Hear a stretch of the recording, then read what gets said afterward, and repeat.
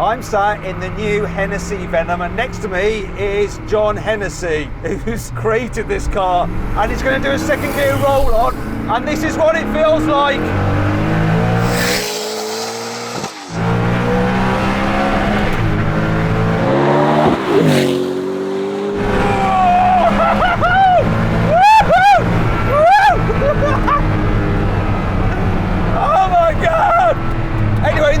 I'm going to talk you around the car, I'm going to take it for a drive, I'm going to test its performance for myself, and I might scream a little bit more, because I'm at Watson and you're watching Carwow. Let's go, baby! Buy, sell, Carwow. Here's the thing that just turned me into a giggling schoolboy. It's Hennessey's own 6.6 litre twin turbo V8. In fact, it's so mental, they've named it Fury. It's got huge turbos, they're the size of a dinner plate, just in there, 2 of them.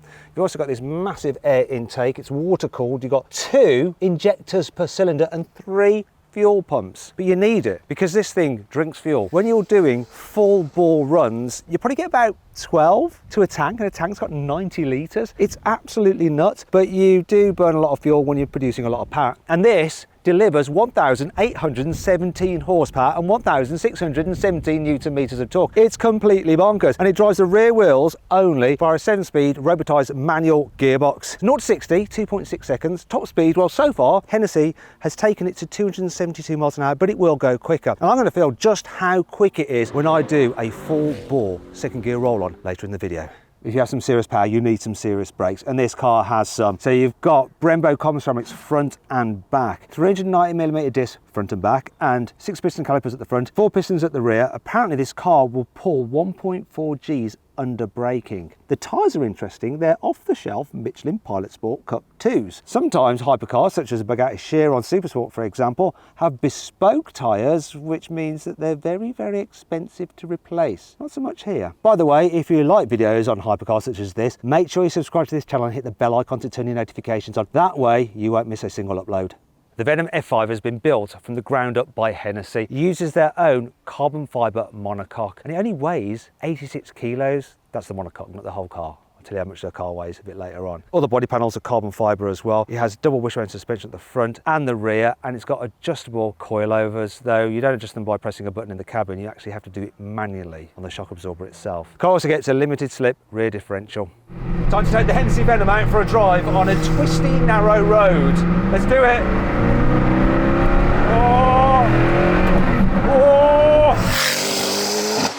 Oh my God, this thing's so quick. And the brakes, carbon ceramics, feel like race car brakes rather than road car brakes. You really have to push them quite hard, but then they do really work very well. The steering on this thing, it's heavy, it's meaty, it's quick, it's precise. The handling, this thing just stays flat, flat, flat, flat, flat through the bends. But I'm not going to go flat, flat, flat, flat out, because so tight there's loads of trees and I might end up in a very expensive and nasty accident.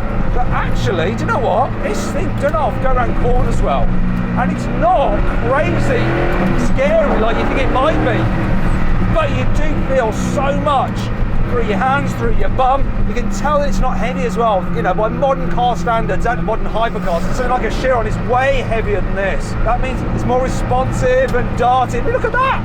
I'll tell you what, the best way to sum up how this car feels to drive is it's a bit like someone made a Lotus Elise very mad, and then it turned into like this car Hulk.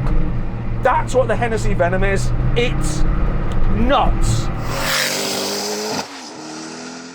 Speaking of the Lotus Elise, the previous Hennessey hypercar, the Venom GT, was based on an Exige, which of course is an Elise with a roof. However, this one is their own design completely. They have created this themselves, and what a creation. It is stunning. I love the front splitter. It's so aggressive. The design of the nose with these vents helps smooth the airflow of the roof of the car. Every vent, in fact, is real. It serves a purpose like these, the front of the wheels, to smooth airflow down the side. Speaking of the wheels, 19 inches at the front, 20s at the rear. I love these door mirrors, like antennae on a wasp. exhaust, huge air intake here to feed air into the engine. Everything on this car serves a purpose, but yet it also looks beautiful. In fact, it's won the Red Dot Award for Automotive Design. Now, in case you don't know, Red Dot, in fact I didn't know because I'm ill-informed. Anyway, Red Dot is like the Grammys for industrial design, and you can see why this one is truly stunning. You see this piece of carbon fibre here, it actually extends into the diffuser which runs partway underneath the car. It's actually the biggest single piece of milled carbon fibre on any road car. Now you might be wondering what the heck this handle's for. Well, that's because this is a development car and you have to have certain safety systems like this on development cars because they've not been fully signed off. Interestingly though, this is still a customer car. A customer has paid full price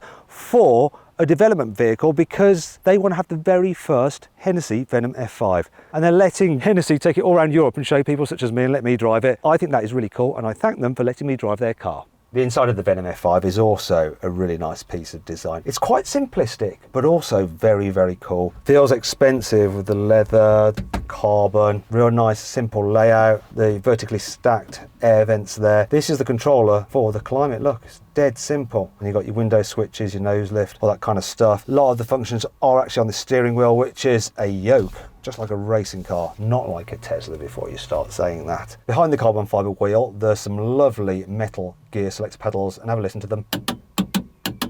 They sound expensive. You've got a digital driver's display there with lots of information, then a main infotainment screen here, which is a bit aftermarket because it's made by Alpine, but it does have Apple CarPlay and Android Auto. One thing I've noticed, that while these seats are comfortable, they seem to be raised up a little bit too high. While headroom is still okay, the view out means that part of my vision is obscured by this. Apparently, Hennessey are going to be doing seats that are about 2 inches low, and then you'll really be sat down and cocooned in this car, which will be much better. In fact, they told me that they've sold one of these to an NBA basketball player, and his 6'7" or something, and he can fit in the car with the new seats, and he still has plenty of headroom. One of the things I really like though is when you're sat in this car, the view of the wings, it kind of makes it feel like the Batmobile. It's really nice. What's not so good, those storage, it's not great in here. There is one cup holder, if you can call it that. It's there. You do have a slot for your mobile phone, though mine won't fit in like that. I have to obviously do it like that. Still, sort of works. There's some very narrow door bins, and then there's this glove box or shoe, I don't know what you call that, but there's some storage there. Have a look at this. The sill on this car is actually quite narrow, which makes it easier when you're getting in and out. Sometimes on hypercars it's really fat, which can be a pain. Now you might have noticed a lack of rear view mirror, but on customer cars there will actually be a screen there which will have a live camera feed from the rear so you can see what's behind you. Now Hennessey is really keen to point out that this car is American, and they are based in Houston, Texas. You have the American flag here on this door handle, then the Texan one over there, and there's also the Texan flag here on this seat. You're probably wondering though, how much does this thing cost? Well, it's £2 million. Quite a lot of money, but less expensive than a Bugatti Chiron Supersport. And if you want to see my full in-depth video review of that car, click on the pop-out banner up there, or follow the link in the description below. I see how fast I can drive it on the Autobahn without crashing. Now, if you just want to cruise along in the Hennessey Venom, you can do. The fueling is a little bit kind of jerky. The noise is a little bit loud. The suspension is a little bit firm. The steering is a little bit meaty. The gearbox is a little bit jolty. You can do it. You probably won't want to, but you can. And that brings on to 5 annoying things about this car. You see, it's so loud in here, even when you're just cruising about, that you cannot hold a phone conversation. You need to run the F5 Venom on E85 105 octane rated fuel in order to get the full 1,817 horsepower. If you fill it up with normal super and leaded with just 98 octane, then you only get a measly 1,542 horsepower. Depending on where the sun is, you get some really nasty reflections of the dash in the windscreen. You can't see it right now because we've got a polarizing lens on our camera, but if we turn the polarizer, you'll see what you as the driver would see. Yeah, it's especially bad with a light dash top. Ah! The pedal box is quite tight, and that is the footrest for your left foot, and it's really small, and what happens is your foot just slides off it and you end up resting it underneath the brake pedal, which is not a very good place for it. The indicators don't auto switch off once you've turned the wheel, and you can't hear them tick-tocking either because there's no noise. Matt, remember this is a development vehicle, so on the production models we're going to update the taillights, update the footrest and the dash, fix all the issues. This is Jason, by the way, from Hennessey, and he's just ruined this whole section of the video. Thankfully, this car has plenty of cool features to help make up for all this. Here's 5. While Hennessey has only managed a mere 272 miles an hour with this car, the theoretical top speed, when you take into account the power, the gearing, the weight, the drag, is 334 miles an hour. Now Hennessey are going to actually try and set a world record with it, and they reckon they'll be able to do 310 miles an hour for real. And that'll make this the fastest road car in the world. Believe it or not, this car does have a rev limit. It's for homologation rules. However, it doesn't matter so much because it's just so damn loud. Go on, rev it up. That's enough. And what car with a rev limiter makes pops and bangs like that? It's even better when you're driving it because then there's no limiter and it will shoot flames from its exhaust. Considering it's a hypercar with loads of power, the Venom F5 is reasonably light. It weighs in at 1,385 kilos. That means it's lighter than a Rimac Navara, a Bugatti Chiron Super Sport. It's also lighter than a Koenigsegg Jesko, and it's even lighter than the latest Lotus. Yet, compared to the Lotus, it has an extra 1,400 horsepower. Nuts. This may be one brute of a car, but it does have a soft, delicate side. Look, it's got soft closed doors. Oh, isn't that lovely? If you're worried about scraping your lovely and very expensive carbon fibre front splitter as you drive over speed humps or up a steep driveway, don't worry, because this car has a lift function which will raise the car up 7 centimetres so you don't damage it. Now, as you're driving along and you go over 50 miles an hour, it will automatically drop back down again so you have full aero. Normal service will be resumed. There we go, look. Nice and steady.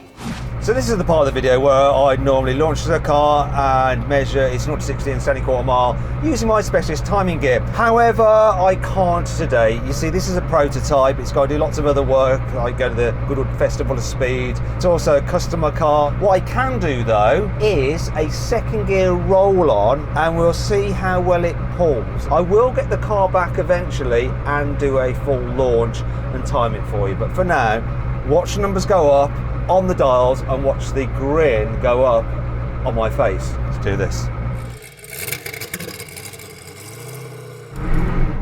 Second gear, here we go.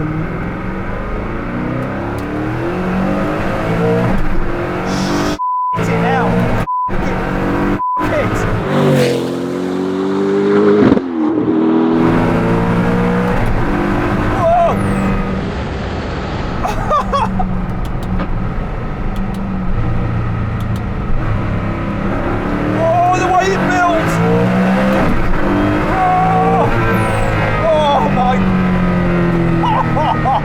Oh my god, it's so raw! Yeah, the power just builds. When you change gear, it's a bit jolty. It's not like your dual clutch that you get in your normal supercars. It reminds me of the Lamborghini Aventador's single clutch robotized manual. Apparently though, they are working on that. They're going to improve the gearbox. If you're into cars that really make you feel something, you're going to be into this Hennessey Venom. John, you know I'm only supposed to have like one high-speed run. Please can I have another? Yeah, of course. Thanks. Of course you can. Okay, can I go do it now? No more than 2. No more than 2. Okay, all right. Okay, I'll make this one count. All right, Okay then, let's go again.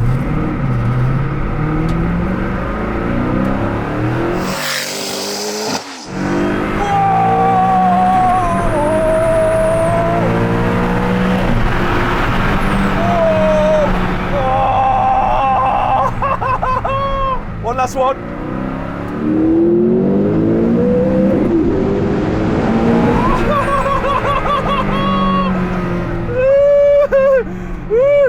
Oh, this is just a video of some middle-aged man going, "Ah!" when he's going quickly. That never gets dull. So interesting, like comparing that experience to the experience I've had in the Bugatti Chiron Super Sport, which is much calmer in the way it accelerates, and also comparing it to the Rimac Navara, which is like bang straight on it, then slowly tails off. This is the other way around, like builds, and it's just so raw and everything's like vibrating and your mind's just going crazy. Hell yeah! Yeah! God bless the good old United States of America.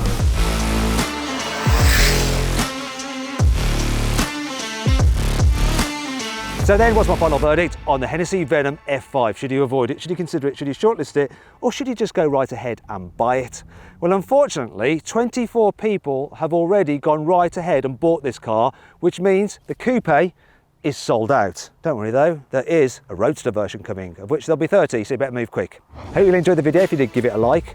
Let me know what you think of this car in the comments below. Click on those windows there for some more videos, and on that box there to go to carwow to see how much your car is really worth. It's probably not worth anywhere near as much as this. Maybe as much as the door mirror.